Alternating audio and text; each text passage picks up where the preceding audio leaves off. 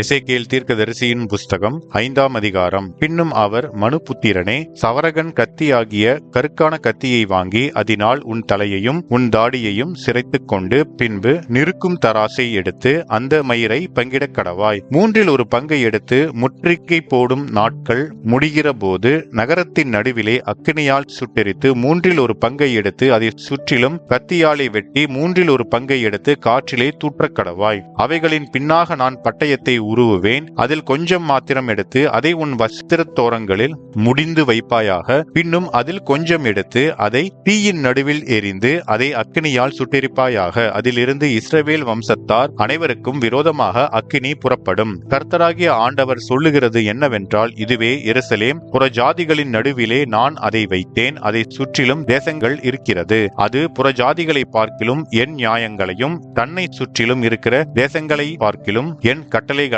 அக்கிரமமாக மாற்றி போட்டது. அவர்கள் என் நியாயங்களை வெறுத்து என் கட்டளைகளில் நடவாமற் போனார்கள். ஆகையால் கர்த்தராகிய ஆண்டவர் சொல்லுகிறது என்னவென்றால், உங்களை சுற்றிலும் இருக்கிற புற ஜாதிகளை பார்க்கிலும் அதிகரிக்கிறவர்களாகிய நீங்கள் என் கட்டளைகளிலே நடவாமலும் என் நியாயங்களின்படி செய்யாமலும் உங்களை சுற்றிலும் இருக்கிற புற ஜாதிகளுடைய நீதி நியாயங்களின்படியாவது நடவாமலும் போனபடியினாலே இதோ நானே உனக்கு விரோதமாக வந்து புற ஜாதிகளுடைய கண்களுக்கு முன்பாக உன் நடுவிலே நீதி செலுத்தி நான் முன்பு செய்யாததும் இனி செய்யாதிருப்பதுமான விதமாய் உனக்கு உன் எல்லா அருவருப்புகளின் நிமித்தமும் செய்வேன். ஆதலால் உன் நடுவிலே பிதாக்கள் பிள்ளைகளை தின்பார்கள், பிள்ளைகள் பிதாக்களை தின்பார்கள். நான் உன்னில் நீதி செலுத்தி உன்னில் மீதியாய் இருப்பவர்களை எல்லாம் சகல திசைகளிலும் சிதறி போக பண்ணுவேன் என்று கர்த்தராகிய ஆண்டவர் சொல்லுகிறார். ஆதலால் சீயன்றி கலப்படத்தக்கதும் அருவருக்கப்படத்தக்கதுமான உன் கிரியைகளால் நீ என் பரிசுத்த ஸ்தலத்தை தீட்டுப்படுத்தினபடியால் என் கண் உன்னை தப்பவிடாது. நான் உன்னை குறுகி போக பண்ணுவேன். நான் இறங்க மாட்டேன். இதை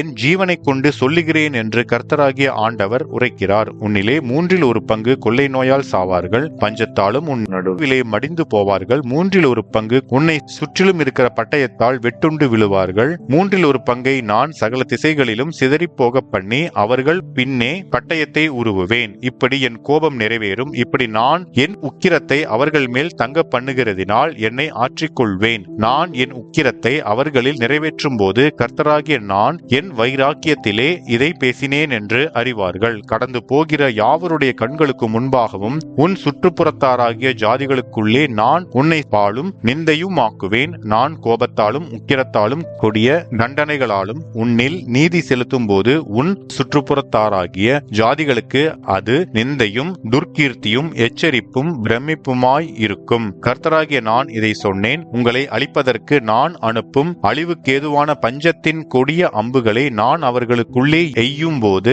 நான் பஞ்சத்தை உங்கள் மேல் அதிகரிக்க பண்ணி உங்கள் அப்பம் என்னும் ஆதரவு கோலை முறித்து போடுவேன். பஞ்சத்தையும் உன்னை பிள்ளையில்லாமற் போக பண்ணும் துஷ்ட மிருகங்களையும் உங்களுக்கு விரோதமாக அனுப்புவேன். கொள்ளை நோயும் இரத்தஞ்சிந்துதலும் உன்னில் சுற்றித் திரியும். பட்டயத்தை நான் உன்மேல் வரப்பண்ணுவேன். கர்த்தராகிய நான் இதை சொன்னேன் என்றார் என்பதே.